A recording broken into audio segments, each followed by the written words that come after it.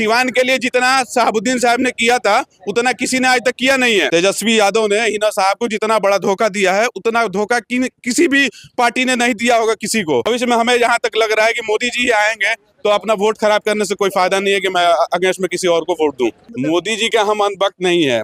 मेरा नाम राशिद है और मैं बीजेपी का उतना सपोर्टर नहीं हूँ, लेकिन हाँ मोदी जी का एक बहुत बड़ा सपोर्टर। मोदी जी रोजगार दें या ना दें, प्राइवेटाइजेशन से जो हो रहा है वो सबसे बढ़िया तरीका है। लेकिन हम अभी सोच रहे हैं कि मोदी जी का जो लहर है उनका एक बार और सपोर्ट किया जाए।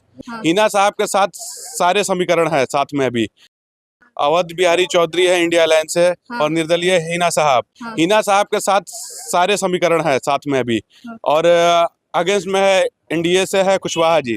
लेकिन हम अभी सोच रहे हैं कि मोदी जी का जो लहर है उनका एक बार और सपोर्ट किया जाए। इसमें जो मोदी जी का जो लहर है और जो मोदी जी काम कर रहे हैं उतना काम अभी तक तो कोई किया नहीं है। रोजगार दिए हैं मोदी जी, रोजगार दें या ना दें, प्राइवेटाइजेशन से जो हो रहा है वो सबसे बढ़िया तरीका है। क्योंकि जो सरकारी नौकरी है, सरकारी नौकरी में जो लोग रिटायर हो जाते हैं उनको मुफ्त की पैसा मिलता है, वो सारी चीज़ें खत्म हो रही है। और आगे चल के दूसरे आदमी जाएंगे वहाँ पे नौकरी करेंगे तो उनको वहाँ पे बेनिफिट होगी उस चीज़ की।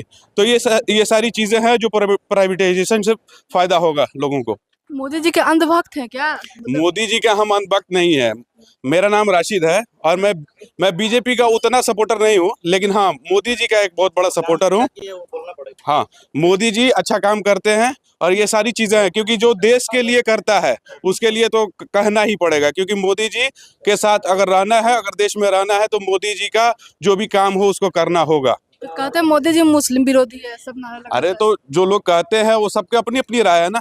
ये देश इतना छोटा थोड़ी 140 करोड़ की जनता है यहाँ पे, हमारी अपनी राय है। मेरे मम्मी पापा की अलग राय होगी यहाँ पे, और जो दूसरे लोग खड़े होंगे उनकी अलग अलग राय होगी। लेकिन हमें जो भी दिखता है कि मोदी जी जो कर रहे हैं वो अच्छा कर रहे हैं देश के लिए। तो हिना साहब को नहीं दीजिएगा? हिना साहब क्या कर रही हैं क्या नहीं कर रही है, देखिए देश की बात है तो देश के लिए तो हमको वहाँ पे करना होगा। हिना साहब उसके बाद आती हैं। अगर हिना साहब को होगा तो वो देखा जाएगा। लेकिन हमारे ख्याल से, क्योंकि अगर देश के लिए कुछ करना है और भविष्य में हमें यहाँ तक लग रहा है कि मोदी जी ही आएंगे तो अपना वोट खराब करने से कोई फायदा नहीं है कि मैं अगेंस्ट में किसी और को वोट दूं। तो आपके क्षेत्र में अवध चौधरी भी तो बहुत कार्य किया, यहाँ का सिवान का गांधी कहा जाता है उनको।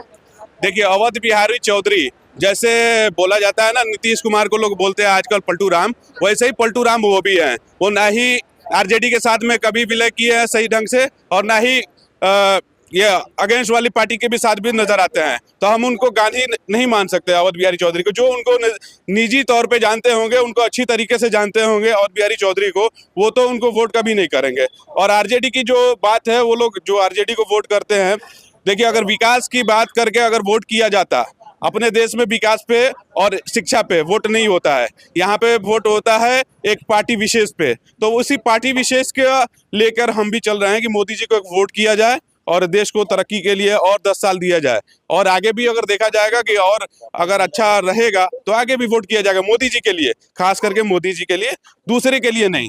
अगर चेहरा देख के कुशवाहा जी के लिए करेंगे तो कुशवाहा जी भी कुछ नहीं है। जितना काम अगर हिना साहब ने किया है, अगर उनको बेबी फेस अगर मान के अगर ऐसा किया उन्होंने, किन्होंने, तेजस्वी यादव ने, उन्हें बहुत बड़ा धोखा दिया है। तेजस्वी यादव ने हिना साहब को जितना बड़ा धोखा दिया है उतना धोखा किसी भी पार्टी ने नहीं दिया होगा किसी को। तो उनको तो हम वोट देंगे ही नहीं, तेजस्वी यादव को।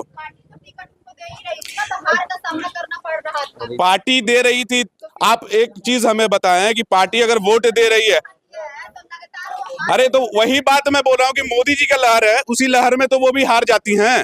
तो उसी चीज को मैं देखते हुए मैं बोल रहा हूँ कि मोदी जी को वोट किया जाए और अपनी देश की तरक्की के लिए 10 साल और दिया जाए, और आगे भी देखा जाएगा। लेकिन और ये जो हिना साहब हैं, अगर हिना साहब के अगर व्यक्तित्व पे अगर वोट किया जाता है तो उनसे बेहतर क्यों नहीं है। क्योंकि सिवान के लिए जितना शहाबुद्दीन साहब ने किया था उतना किसी ने आज तक किया नहीं है, किसी ने नहीं किया है। अगर उसको देखकर अगर हमारी जनता और हमारी शिक्षा पे उन्होंने जितना सिवान में किया, स्पोर्ट्स पे जितना उन्होंने काम किया, उतना अगर कोई किया होगा, उस बेस पे अगर वोट किया जाए तो हिना साहब एक नंबर है। लेकिन हमारे यहाँ जो है वो जात पे वोट होता है, हमारे यहाँ किसी और चीज पे वोट होता है। आप हर अलग अलग इलेक्शन पे अलग अलग तरीके से वोट किया जाता है।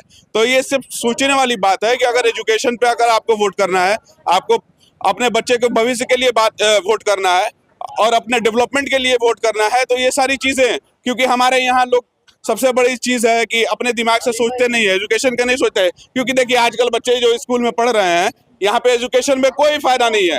सरकारी स्कूल में जाते हैं, सुबह चले जाएंगे, शाम को चले आएंगे। घर में पूछा जाता है कि बाबू पढ़ा है, तो हाँ पढ़ लिए हैं, लेकिन घर में गार्जियन भी नहीं उनको देखते हैं कि हाँ बाबू मेरा घर पे क्या पढ़ के आया है और क्या पढ़ा नहीं है।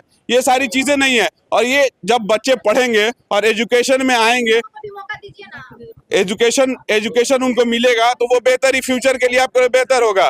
तो हम चाहेंगे कि अगर एजुकेशन पे और अपने बच्चों के लिए भविष्य के लिए अगर कोई बेहतर अगर कैंडिडेट है तो उनको वोट किया जाए। लेकिन अगले 10 साल तक तो मोदी जी के लिए बेस्ट है कि उनको मौका दिया जाए 10 साल। ठीक है, आप क्या बोलते हैं भैया? आप क्या बोल रहे हैं कि आरजेडी का जो समीकरण है एमओआई, हाँ, तो मुसलमान तो अभी सीमान में आरजेडी से अलग हो गया है, लेकिन एमओआई समीकरण अभी भी है। मुसलमान सब चला गया है अभी हिना साहब के साथ, हाँ, ठीक है, लेकिन एमओआई समीकरण अभी है। हाँ। M4 मल्ला, वाई से यादव, ये लोग हैं, लेकिन मुसलमान अभी हिना साहब के साथ चला गया। और कुछ सवर्ण वोटर हैं जो हिना साहब, अवध बिहारी चौधरी जी जीतेंगे कि नहीं? अवध बिहारी चौधरी 4 नंबर पे रहेंगे। 4 नंबर। हाँ, और कोई अगर उठता तो 6 नंबर पे चले जाते।